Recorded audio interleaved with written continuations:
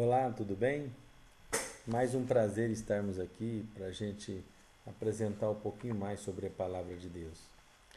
Principalmente que o tema que a gente quer apresentar agora fala sobre a ordem cronológica dos eventos finais. A gente acredita, e temos textos bíblicos para apresentar aqui, de que Jesus muito em breve vai voltar. E como que será o desfecho dessas coisas? O que acontecerá? Então a gente quer apresentar aqui um cronograma desses fatos. Eu fiz uma subdivisão aqui e da seguinte forma: vamos entender um pouquinho sobre os eventos que precedem a segunda vinda, vamos entender também os eventos da segunda vinda, os eventos durante o milênio, os eventos no final do milênio e também a instauração da nova terra. Então, alguns passos aqui serão analisados dos fatos que antecedem a iminente volta de Jesus. Primeiramente, a gente vai começar então com os eventos que precedem a segunda vinda de Jesus. Temos os textos bíblicos para cada texto, para cada tema, para cada passo. É muito importante a gente entender que é a Bíblia que pensa assim, não é um pensamento próprio. A Igreja Adventista pensa assim, mas é fundamentado na Bíblia. Por isso que a gente quer apresentar o passo a passo do que pode acontecer muito em breve, porque Jesus já está às portas. Primeiramente, está escrito em Mateus 24:14. E este evangelho do reino será pregado a todas as nações, então virá o fim.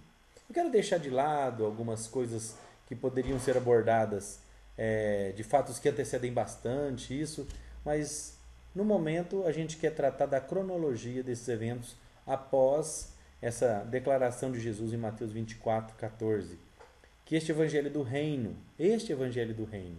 deverá ser pregado a todo mundo, a todas as nações, para depois disso vir o fim. E isso é importante para a gente saber que esse evangelho é o evangelho de Jesus.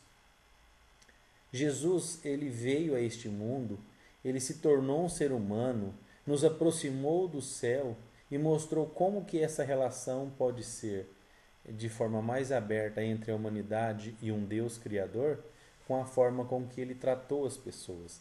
E é justamente essa forma, é este evangelho que tem que ser pregado.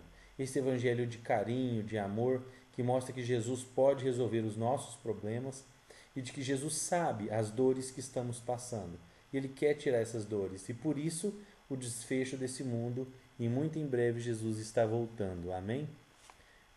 Então em Mateus 24:14 a gente sabe que no desenrolar este evangelho, este que a gente acabou de citar, que fala sobre Jesus, vai ser pregado a todas as nações, para logo então vir o fim. O segundo ponto que a gente pode abordar é que antes disso vai acontecer uma união das igrejas. Antigamente se falava muito em ecumenismo, hoje se fala em ecumenismo, mas o que podemos entender é que na atualidade esse tema trata-se como coexistência. Eu saber me portar na presença de um conceito diferente do meu, mas respeitar. É um tema até bonito, mas o que tem por trás disso é que essa união das igrejas vai impor uma autoridade suprema. E essa autoridade suprema não vai ser nem a Bíblia e nem Deus. Vai ser uma autoridade humana. E por isso que é o grande perigo dessa união das igrejas, fazer com que as pessoas pensem que estão salvas, mas sejam perdidas eternamente. Justamente porque acreditam estar seguindo uma igreja, mas não estão seguindo a Deus. E esse texto está escrito em Apocalipse 13, verso de 11 a 13, que fala que existe um poder que a Bíblia trata em Apocalipse como sendo uma besta, um animal sem definição, e ela trata como que essa primeira besta que surge da terra vai dar poder para uma segunda besta que surge do mar. A Bíblia trata disso. Terra são povos de uma determinada região, um determinado lugar. Mar são as pessoas, são povos, nações. Então a Bíblia trata de poderes que vêm da terra e poderes que vêm do mar. E a primeira besta receberá a autoridade da segunda besta para impor essas coisas. Então isso está escrito também em Apocalipse 13, verso 11 até o verso 13. E essa besta, a Bíblia trata que ela recebeu uma ferida mortal, mas essa ferida mortal foi curada. Quem conhece história, quem acompanha a história da humanidade, sabe que em determinados momentos alguns poderes religiosos foram tirados de cena. E é justamente esses poderes que foram tirados de cena que agora receberão poder novamente para implantar as suas vontades, os seus desejos. E é esse o grande problema que pode separar a humanidade de Deus, a vontade humana, né? E não seguir os passos de Deus. O próximo ponto que a gente pode ver também é que essas igrejas, através dessa união com um poder que não é um poder de Deus, essas igrejas vão começar a fazer grandes milagres, mas milagres estrondosos. A gente pode entender que a Bíblia fala, lá em Apocalipse 13, verso 13, que eles vão fazer até fogo do céu descer para poder impressionar as pessoas. E quem não estiver alicerçado vai imaginar que aquilo é certo, que aquilo é o correto, é o bonito, e de certa forma vai poder impressionar, e através dessa impressão as pessoas pensam que estão seguindo o correto. Apocalipse 13, verso 13 trata desse assunto. E um outro ponto interessante é que esses poderes esses poderes que apresentam-se junto com os anjos caídos são poderes que na verdade representam as hostes satânicas que estão influenciando essas igrejas e inclusive ajudando na realização desses grandes milagres. Mas não são milagres de Deus, são milagres para impressionar as pessoas e afastá-las do céu. Um outro ponto que a gente pode entender é que essa besta se torna agora um poder mundial. Isso a gente pode entender que os passos estão aí prontos, estão acontecendo gradativamente para a imposição de um governo mundial. Existe um conceito que chama nova ordem mundial. É um conceito de uma nova ordem que vai reger o mundo através de um único poder. Um único ser vai poder governar e ditar as regras para as pessoas. A geografia não vai separar mais as pessoas. Não vai existir mais fronteiras, nem fronteira seca, nem fronteira por mar, fronteira por rios. Essas fronteiras, essas barreiras serão quebradas. E o mundo será dividido em blocos. E esses blocos serão submissos à vontade de um único poder. E é justamente esse único poder que a Bíblia trata aqui como sendo um poder que é o poder da besta, que é o poder que vai implantar as suas vontades e não a vontade de Deus. Isso tudo está escrito na Bíblia, a gente pode encontrar em Apocalipse 16, verso 13. É um outro passo. Logo após a implementação desses poderes regionais que darão poder a um poder mundial, vai acontecer muitas catástrofes. A Bíblia trata disso e essas coisas vão acontecer. E em Lucas 21, verso 11, a gente pode entender um texto que fala que vai acontecer coisas espantosas. Mas espantosas, num texto bíblico, pode ter certeza que serão coisas que acontecerão, são desfechos de desastres naturais, de epidemias, que realmente vai chocar a humanidade. Não podemos mensurar o que a Bíblia quis dizer ou quis traduzir por espantosas. Esses desastres naturais, com terremotos, doenças, muitos conflitos armados, também fazem parte desse desenrolar, logo em seguida, a instauração desse poder único. Outro ponto que temos também aqui é que fala que essas religiões unidas agora, elas vão se unir política e religiosamente. Então as nações receberão a autoridade de um poder religioso. E esse poder religioso também será um poder político, ditando regras, decretos. E é justamente esses decretos que começam com a perseguição daqueles que pensam diferente. O direito de liberdade será cerceado das pessoas. E esse cerceamento de direito não é muito difícil e muito distante do que a gente está vendo, principalmente nos países que estão sofrendo com a Covid-19, onde governadores decretam que o direito de ir e vir está cerceado por uma epidemia, contrariando a própria legislação, que no caso do Brasil a Constituição dá esse direito de ir e vir, e somente em tempo de guerra que esses direitos seriam cerceados. Mas criam decretos regionais, locais, e esses decretos impõem essa proibição do direito de ir e vir, que é contrário à Bíblia, o que fica fácil de notar que seria também fácil a implantação desses decretos para que as pessoas não tomem mais a liberdade, não tenham mais a liberdade do seu direito de ir e vir. Um outro ponto que a gente pode ver também é que fala que agora começam as discussões na sociedade sobre as leis que deveriam ser impostas. No mundo em que a gente está vivendo, muito em breve vai acontecer um levante mundial para salvar a economia do mundo. Isso é nítido, não precisa de ser profeta para analisar isso não. A gente pode analisar que muito em breve as nações vão criar cronogramas de restabelecimento das suas economias, e esse cronograma deve ser seguido pelas pessoas. E esse cronograma muitas vezes vai ser que as pessoas prestem um serviço por muito mais tempo, menos direitos trabalhistas e por aí por diante.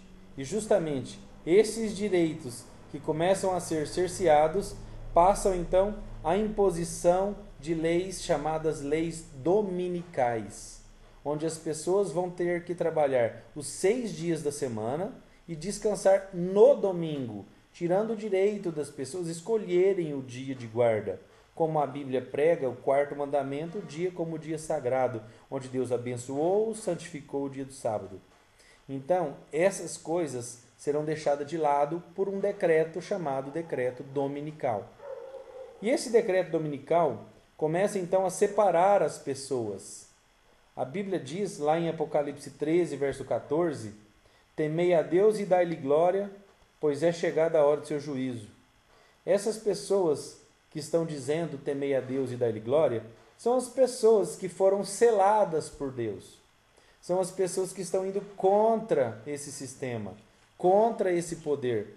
Esse poder, na verdade, ele começa a implantar a obrigação das pessoas seguir exatamente o que eles querem. Então, o seu direito realmente foi cerceado, você não tem mais direito de nada. O seu direito é fazer a vontade deles. E isso é bíblico. Apocalipse também 14, de 6 a 12, Apocalipse 18, verso 4, também trata disso, dessa ordem cronológica, de que essas leis servirão para impor a vontade deles sobre as pessoas. O próximo passo, que esse poder agora que acompanha essas formas de imposição, eles começam agora a endurecer contra as pessoas. Eles agora começam a prender padres, pastores, pessoas que estão indo contra o sistema. E essas pessoas agora são exortadas a abandonar aquilo que eles acreditam. Está aí o grande problema. A porta da graça começa a se fechar nesse ponto, onde as pessoas vão fazer por opção própria, seguir a vontade de Deus ou a imposição humana. Inclusive, muitos pastores vão incentivar no púlpito que as pessoas abandonem a sua fé em prol de uma garantia de seus direitos, entre aspas. Isso é um grande perigo para as igrejas, principalmente que não acreditam como que Jesus vai separar as pessoas, como diz, o joio do trigo, como vai separar os santos dos ímpios. Este é um grande problema. Aceitar simplesmente porque alguém está dizendo para você aceitar e não porque a Bíblia diz que deve ser dessa forma. Esse é um grande problema que as pessoas vão enfrentar agora, muito em breve, quando Jesus estiver às portas. Um outro ponto que fala sobre a fim de fazer frente a uma crise nacional que se estará produzido em alguns lugares, eles vão repudiar os seus princípios constitucionais em prol da imposição daquele poder que iniciou lá atrás a sua autonomia. As nações vão dizer que as suas constituições estão em segundo plano, cerceando realmente os seus direitos e se aderindo à vontade desse poder. Isso no desenrolar que muito em breve vai acontecer. Também está escrito em Apocalipse 13, de 16 a 17, e Apocalipse 14, verso 12, onde as pessoas vão ser separadas. Lá em Apocalipse 14, verso 12, está dizendo: aqui está a perseverança. Olha que interessante. Aqui está a perseverança, dá a noção para a gente que aqui está a vontade firme das pessoas seguirem o certo do errado. Então podemos traduzir que Apocalipse 14, 12 diz assim: aqui está a diferença. Aqui está a diferença de quem vai ser salvo e de quem vai ser perdido. E ele termina o verso dizendo: os que guardam os mandamentos de Deus. Quais os mandamentos? Aprendam, está lá, se você quiser acompanhar, lá em Êxodo 20, de 8 a 11, fala um dos principais textos que está sendo suprimido nesses tempos. Então, se você pode acompanhar em Êxodo 20 como um todo, os mandamentos de Deus, quais são? E aqui ainda fala: os que guardam os mandamentos de Deus e têm o testemunho de Jesus. Apocalipse 14, verso 12. Muito importante a gente entender esse ponto. Continuando a cronologia, esse povo agora foi separado entre os que guardam e os que não guardam. Os que obedecem à lei divina, que são os mandamentos deixados por Deus, e os que obedecem às leis humanas, impostas pelos governadores, pelos presidentes e por esse poder, que vai ter muita facilidade de implantação, porque vai estar o mundo todo nesse levante para poder recuperar as economias, para poder ser mais unido. Também tem um outro ponto que eles vão falar, que as pessoas precisam de um dia para descanso, em prol da família, mas esse dia deveria ser o dia sagrado, que Deus deixou na Bíblia como sendo o dia sagrado, e não o dia que eles preferem que seja, né? A Bíblia toda, ela traça qual que é o dia de descanso. É aquele dia que Deus instituiu desde o Éden, né, até a eternidade, é o dia de guarda que Deus deixou, e que é o sábado, e não o domingo, como será muito em breve imposto. Outro ponto em que a gente pode abordar também é que agora começa o verdadeiro Pentecostes. Logo após essa fase, as pessoas vão ser separadas. Logo após essa fase, as pessoas vão decidir o que fazer para Deus e o que fazer para o ser humano. Se eu faço em defesa dos meus interesses pessoais ou se eu obedeço. E quem decidir ser fiel a Deus, essa pessoa vai receber então o Espírito Santo para poder fazer inclusive milagres, para poder atrair algumas pessoas para o lado certo, o lado de Deus. Um outro ponto que a gente pode ver aqui também é que agora é a última oportunidade dos que guardam os mandamentos de Deus para guardar e abandonar o erro. Essa oportunidade que a gente está vendo agora, ela é única. Ela em determinado momento vai ser uma escolha bem visível. E essa escolha será no sentido de que eu vou decidir exatamente o que eu quero. Decidindo exatamente o que eu quero, eu vou estar escolhendo qual lado que eu vou ficar. Se é o lado de Deus ou se é o lado do ser humano. Ou se é para defender os meus interesses ou se é para defender interesses de nações, de governantes. O outro ponto, nesse mesmo segmento, a gente pode ver lá em Apocalipse 7, de 1 a 8, que fala de quem serão selados. Os selados, na verdade, são os 144 mil.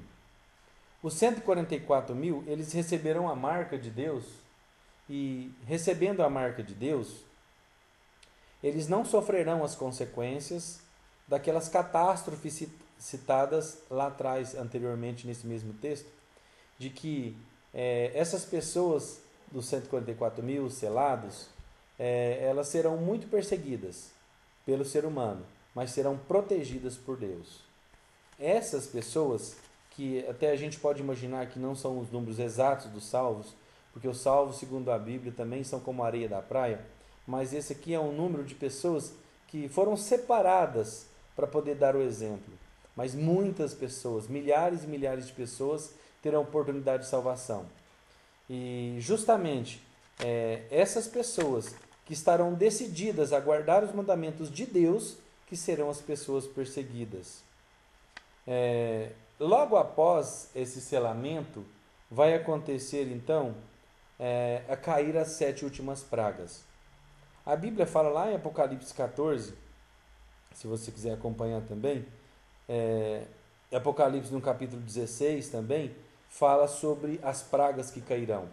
Muitas pessoas nem sabem quantas pragas, né? No Egito foram 10, agora no fim dos tempos serão 7, e nem quais pragas. Quero só relembrar aqui, a primeira praga que vai cair, fala, que interessante, de que, antes da gente falar qual é a praga, que quando estiver caindo as pragas, está lá na segunda, terceira, estarão sentindo o efeito da primeira ainda. Isso mostra que vai ser um efeito muito rápido e duradouro, né? Cada praga que estiver caindo vai ter seu efeito duradouro. Um outro ponto que a gente pode ver aqui de quais serão as pragas, a gente pode ver lá em Apocalipse, no capítulo 16, que fala que a primeira serão as chagas, doenças, tumores, que vão aparecer, mas escancarados, não é algo oculto, não. São chagas, são feridas mesmo, que vai acontecer com as pessoas. A segunda também fala que o mar vai se transformar em sangue. Isso não é muito difícil de acontecer. Existe vários vídeos que você pode ver na internet de um mar se transformando em vermelho.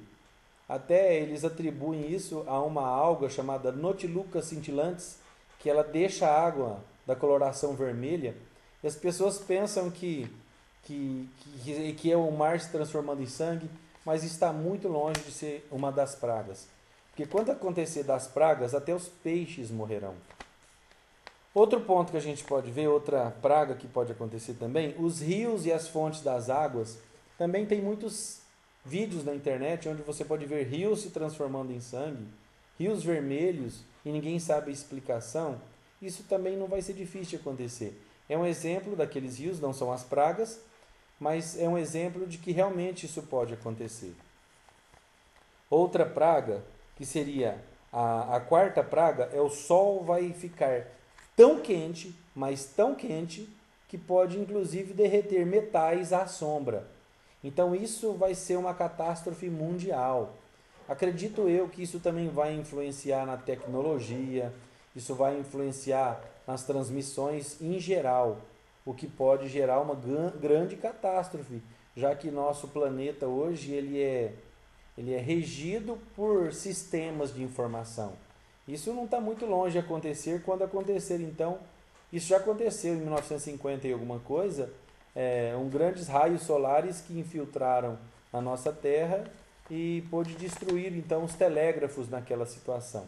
Agora, nada impede que isso possa voltar a acontecer de uma forma tão grande que possa atrapalhar a relação aí do ser humano com a tecnologia. A influência dos satélites e tudo pode atrapalhar. Isso pode atrapalhar até na energia, isso pode atrapalhar muitas coisas. E a Bíblia diz que o sol vai ficar tão quente que vai abrasar as pessoas. Essa é a quarta praga. A quinta praga fala que o trono daquela besta que recebeu o poder, o trono daquela besta, ele vai receber grandes chagas, trevas, e vai ficar obscuro. E a sexta praga fala o secamento do rio Eufrates. Esse ponto é um ponto um pouco controverso. Algumas pessoas têm uma posição individual, mas o que dá a entender? O que seria o rio Eufrates? Se a gente retroceder a história, o rio Eufrates é o rio que irrigava a Babilônia. E esse rio ele foi desviado o curso em determinado momento. E quando foi desviado o curso do rio, facilitou então que Ciro entrasse e conquistasse Babilônia. Então a gente pode entender que o secamento foi secar as fontes que irrigavam a Babilônia, Se a gente retroceder na história, a gente vai ver que isso aconteceu no período final de Babilônia, com Nabucodonosor, e início dos Medo-Persas com Ciro, né? Ciro, chamado o Conquistador. Essa é a sexta praga. Então, o que a gente pode entender dela é que essa praga, a sexta praga, seria o secamento da fonte que irriga a Babilônia, trazendo para os dias finais dessa terra aquilo que dava autonomia para a Babilônia, os poderes que ela recebeu, a autonomia que ela recebeu vai ser cerceado, tirado também esse direito para a Babilônia, onde ela não vai ter mais as fontes, ela vai ficar desolada e nua. A própria Bíblia diz isso. E você pode acompanhar em Apocalipse 16 também. E por fim, a sétima praga. A sétima praga, ela fala de um grande terremoto. Esse grande terremoto que está escrito na Bíblia aqui, ele é um terremoto tão grande que ele vai abalar inclusive as placas tectônicas. Aquele filme 2012, ele nos dá um pequeno exemplo do que pode acontecer então antes da volta de Jesus. Ele dá a entender que muitas coisas vão acontecer e que podem até nos chocar, mas esse é o cenário que vai acontecer, que vai estar aí antes da volta de Jesus. Logo após esse ponto que a gente está relatando aqui, nós temos então um grande momento de perseguição. Nesse grande momento de perseguição, o que vai dar a entender é que essas pessoas que estão fazendo diferente serão elas culpadas por tudo que está acontecendo, pelas catástrofes naturais, pelos desastres, epidemias que logo virão. E essas pessoas que estão fazendo a diferença serão tidas por fanáticos, por hereges, e essas pessoas serão perseguidas. E haverá uma grande perseguição, chamada perseguição dos santos. Isso está escrito em 1 Tessalonicenses 4, de 15 a 17 também. Ambas as classes vão sofrer. Os santos agora vão sofrer as consequências. E logo após essa grande perseguição, no momento em que eles estiverem perseguindo para matar o povo que está atrapalhando a humanidade, naquele momento acontece a segunda parte, a segunda vinda de Cristo. Esse povo vai estar sofrendo, vai estar numa angústia sem igual, mas está escrito na Bíblia que o seu pão será dado e sua água será certa. Você pode até ter dificuldades em escolher o lado de Deus, mas você vai ser abençoado, porque não vai faltar nem o seu pão e nem sua água. E diante de todo esse sistema, na hora de mais dificuldade, na maior dificuldade que as pessoas vão estar sofrendo ali, encurraladas para morrer, é nesse momento que Jesus volta. E é nesse momento que Jesus aparece nas nuvens do céu. Está escrito em Apocalipse 1, verso 7 e Mateus 24, 31. Mas Jesus vai voltar de uma forma bem escancarada. Jesus vai voltar no momento em que todo olho verá. Todo olho vai ver que Jesus está voltando. Não vai ser nada oculto. Jesus chegou em determinado lugar, Jesus está em determinado lugar. Não. Jesus vai aparecer no céu numa pequena nuvem. E essa nuvem vai crescendo, se tornando tão grande ao ponto dela dominar todo o espaço em volta da terra, e todo olho vai saber que Jesus está voltando. E naquele momento, depois daquele momento, Jesus vai separar as pessoas. Algumas teologias explicam que existe um rapto, né? Tem até livros e filmes que tratam desse assunto, o rapto. Tem gente que trata também de que a volta de Jesus vai acontecer de uma forma velada, onde algumas pessoas vão ser secretamente abduzidas, mas a Bíblia não trata desse assunto. A Bíblia trata de que todo o olho verá. E é naquele momento que as pessoas podem ser separadas, sim, mas não ocultamente, e sim no momento em que todo mundo vai saber a diferença. Se uma pessoa foi e a outra ficou, as pessoas estão separadas entre justos e ímpios por Deus, e não ocultamente. Então essa é uma grande diferença da teologia de algumas filosofias e algumas crenças entre o que está escrito na Bíblia. Está escrito em Mateus 24, 31.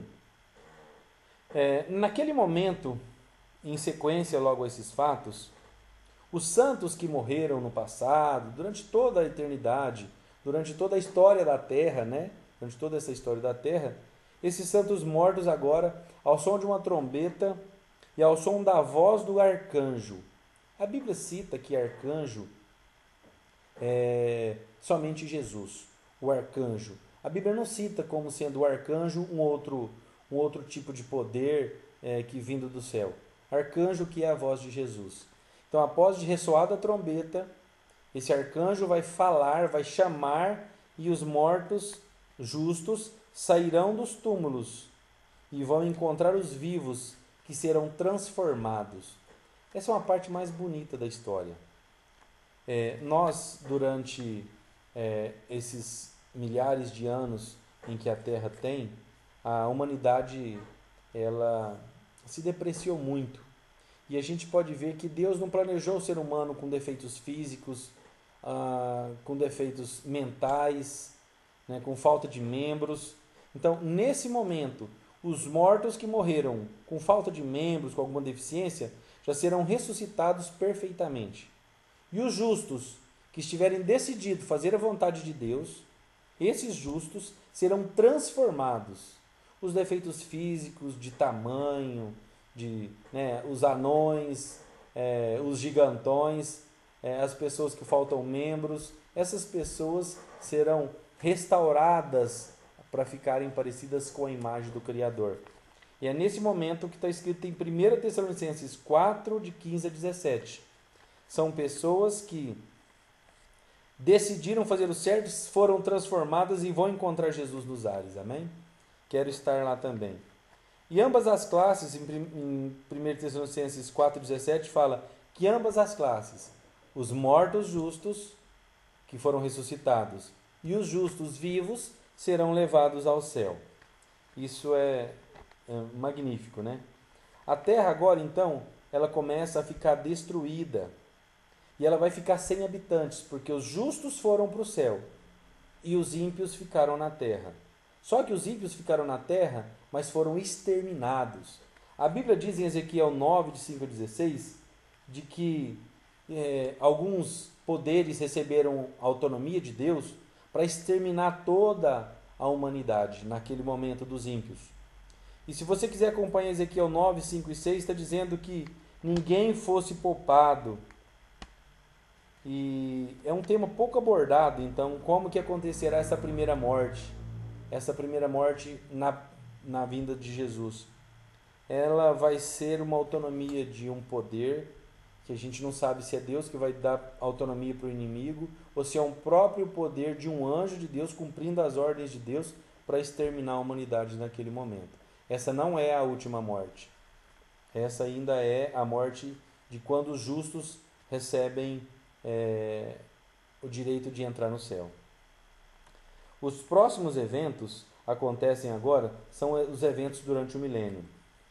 Jesus, ele quis nos levar para o céu para a gente ficar durante 1 milênio, 1000 anos, para que a gente pudesse entender de que ele tem projetos para a nossa vida. A gente vai entender o que Deus fez, o que Deus deseja para a gente. E além de tudo, a gente vai poder julgar por que fulano não foi, por que ciclano não foi, e julgar inclusive os anjos caídos. Esses anjos que um dia se separaram das hostes celestiais e foram expulsos do céu e encontraram aqui uma habitação para eles, esses anjos serão julgados inclusive pelos seres humanos. Você pode acompanhar isso em 1 Coríntios 6, 2 e 3 e Apocalipse 20, verso 6, que os justos julgarão tanto os ímpios mortos, quanto também julgarão os anjos caídos. E logo após, a gente pode ver que essa terra vai ficar desolada por 1000 anos. E esses 1000 anos vai ser muito tempo para refletir para Satanás. Ele será preso em cadeias, mas não são cadeias físicas, porque ele também tem poder, mas essas cadeias que ele receberá são cadeias de não poder mais tentar as pessoas. Ele não vai ter mais ninguém para poder implementar os seus desejos, suas vontades. Ele não vai poder fazer o mal para mais ninguém. Vai estar ele e os anjos caídos ali durante 1000 anos.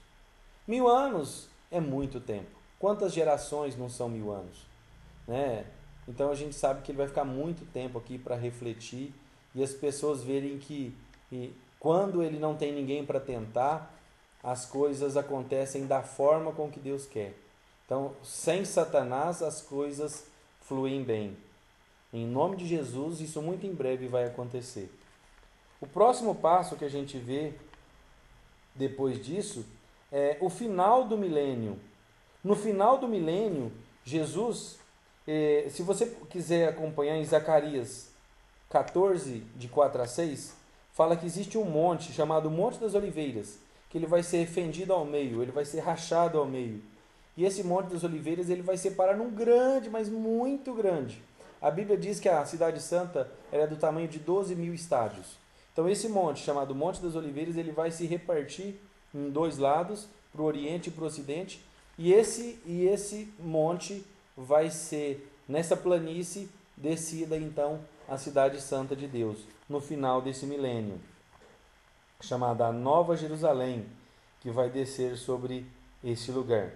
E a próxima fase agora, Jesus ressuscita os ímpios para eles verem o que perderam. Eles vão poder ver a cidade, só que eles não vão poder entrar na cidade. A gente conhece vários filmes, desenhos que tem aquela cúpula de proteção, né, que as pessoas não conseguem transpor, e muitas vezes é um sentido que a gente pode até tentar imaginar como será a proteção dessa cidade, que vai estar na terra, mas que vai ser intransponível por essas pessoas.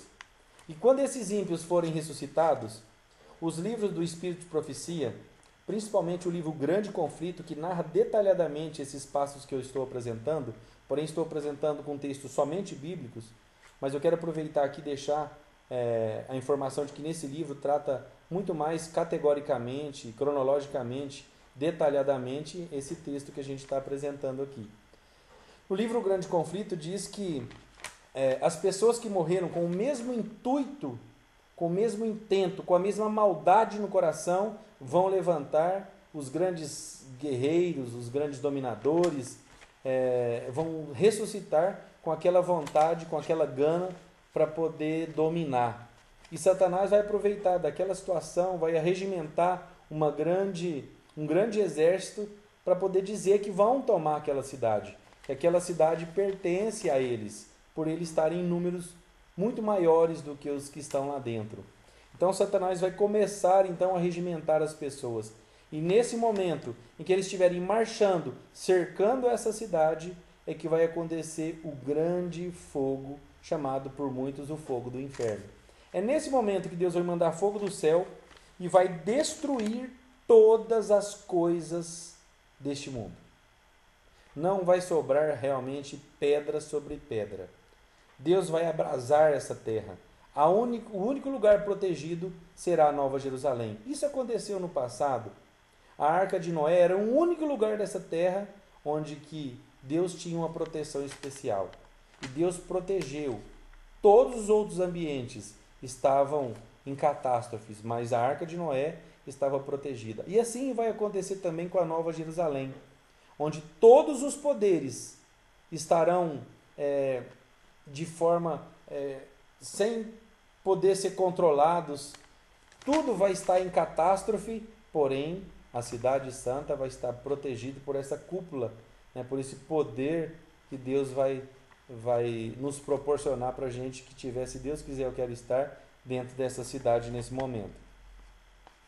Então, essa é uma das penúltimas fases onde os ímpios serão destruídos.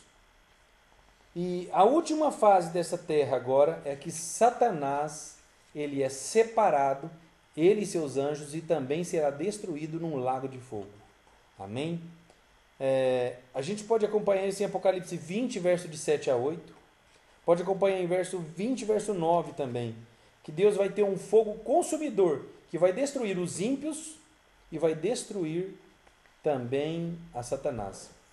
A gente pode às vezes ficar até com dó. Nossa, mas Deus vai destruir os ímpios?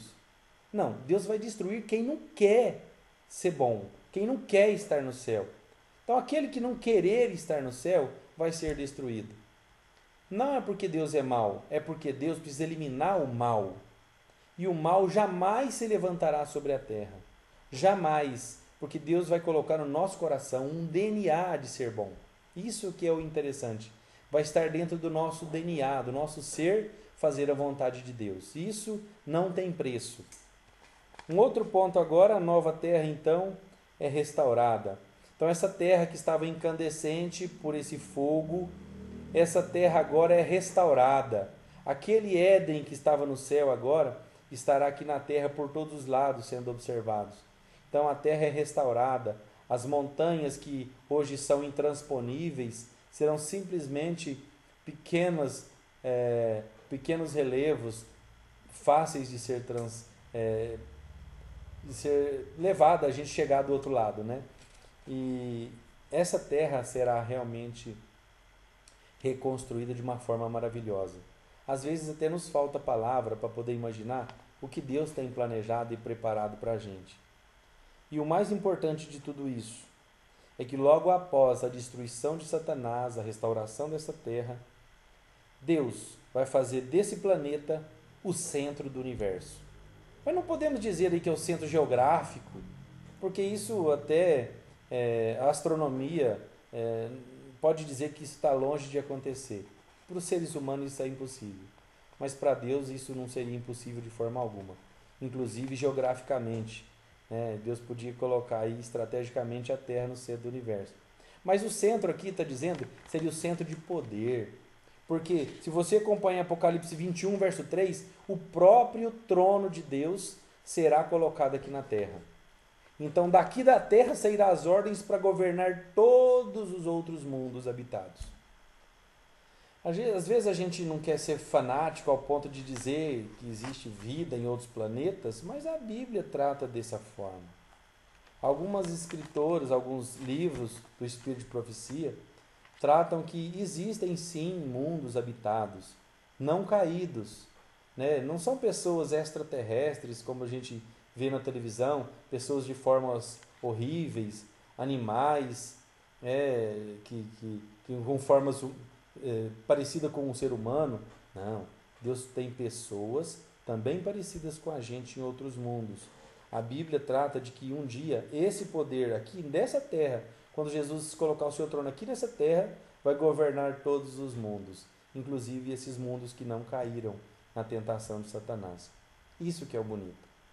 Então a gente pode ver que Deus, ele, antes de acontecer qualquer coisa, está escrito também que ele não deixa de revelar aos seus servos, os profetas, um passo a passo. E para que ele deixou isso? Ele deixou isso para que você, nesse momento agora, tenha o conhecimento do que vai acontecer, a liberdade de escolher o que você vai fazer da sua vida. Porém, as consequências da sua escolha realmente pode te levar a estar dentro da cidade ou fora da cidade. Eu quero estar dentro da cidade. Eu luto por isso. Eu vivo por isso. Eu quero que toda a minha família, todos os meus amigos, todos vocês também estejam dentro dessa cidade, protegidos. E essas coisas que a gente sofre aqui na Terra hoje, que ainda são coisas pequenas perto do que tem para acontecer muito em breve, e de que essas coisas nos sirvam para nos dar um chacoalhão e fazer com que a gente motive a estar do lado certo, fazendo as coisas certas. Então eu quero deixar para vocês aqui a minha saudação para todos vocês que assistiram até o final, e de que Deus tem um plano na sua vida. Mas esse plano na sua vida depende da sua escolha. Não existe um destino. O destino é você que faz. É você que escolhe. Se você aceitar fazer a vontade de Deus, ou se você recusar fazer a vontade de Deus, as consequências. Ou o galardão para aqueles que aceitam. Então, em nome de Jesus, que você seja um abençoado por Deus. Fique com Deus e até a próxima.